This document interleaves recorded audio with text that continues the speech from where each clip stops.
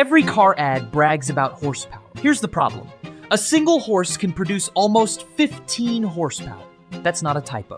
In 1925, at the Iowa State Fair, a draft horse was measured pulling at 14.9 horsepower. So the most famous number in the automotive world doesn't describe what a horse can actually do. Not even close. That's because horsepower was never a scientific unit. It was invented by one man in the 1780s to sell you something. He needed a number that made his machine look good, so he built one. And it worked so well we never stopped using it. 240 years later, that same sales number decides which truck you buy, which engine costs more, which car wins the argument. This is the story of the greatest marketing trick in engineering history. Who invented horsepower, how the math actually works, and what that number on the spec sheet really measures today. And it starts with a salesman who had a genuinely better product and no way to prove it. In the 1770s, James Watt had built a dramatically better steam engine. It used a fraction of the coal older engines burned. His business model was clever. Instead of selling the engine outright, he and his partner Matthew Boulton took a cut of the fuel savings. But there was a hole in the plan. Plenty of customers didn't burn coal at all. Mills and breweries ran on horses. You can't charge a man for coal savings when his power plant eats hay.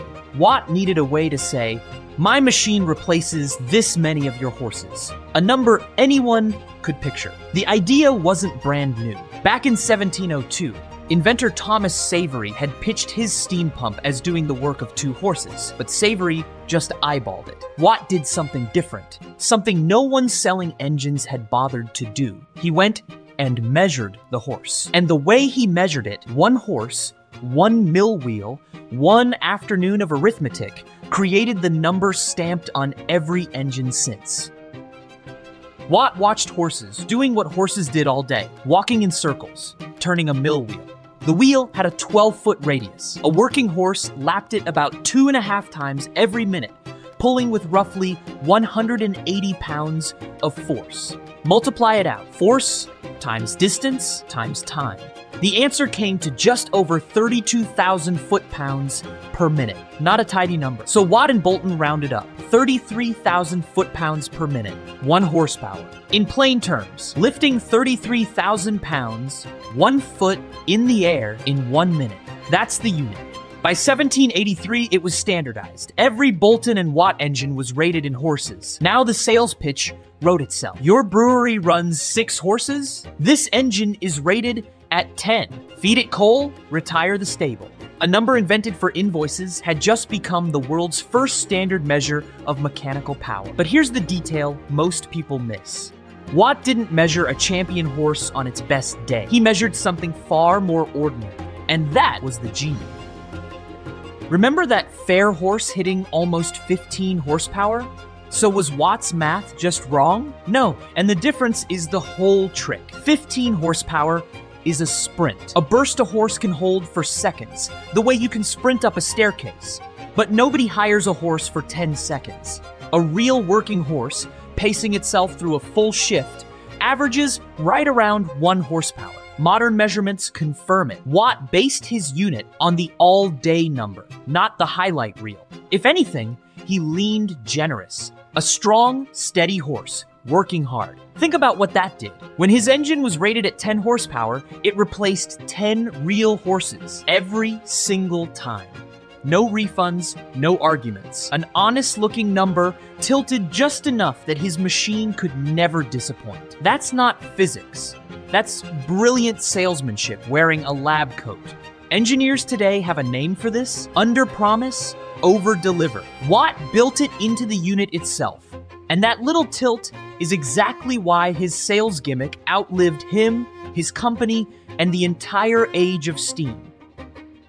Here's the ironic part. Science eventually did create a proper unit for power. It's called the watt, named after James Watt himself. 746 watts equals 1 horsepower. Every physics lab, every power grid, every solar panel on Earth runs on watts and kilowatts. The horsepower should have died right there. It didn't. In 1972, European regulators made kilowatts the official unit for engines. Car makers dutifully printed on the paperwork.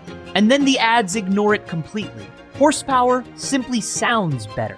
Power that snorts and stamps its feet sells more cars than power in gray laboratory units.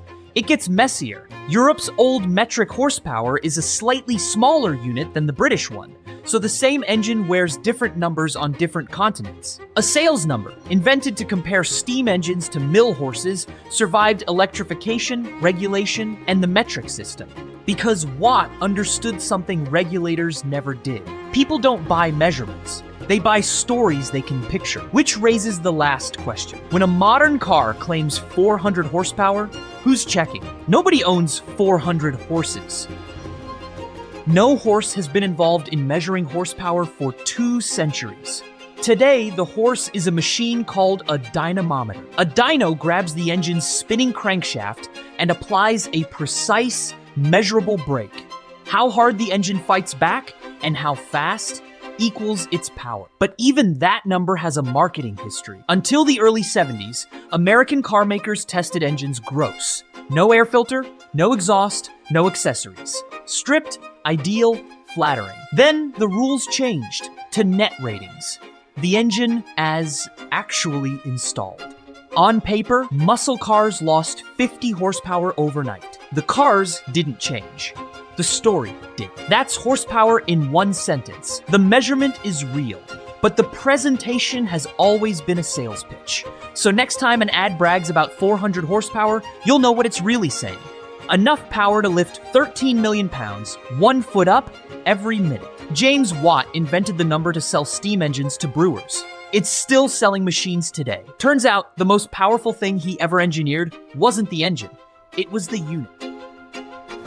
If you're the kind of person who wonders how any of this actually works, you're already one of us. Join the team by following the Energy Age Media on every platform.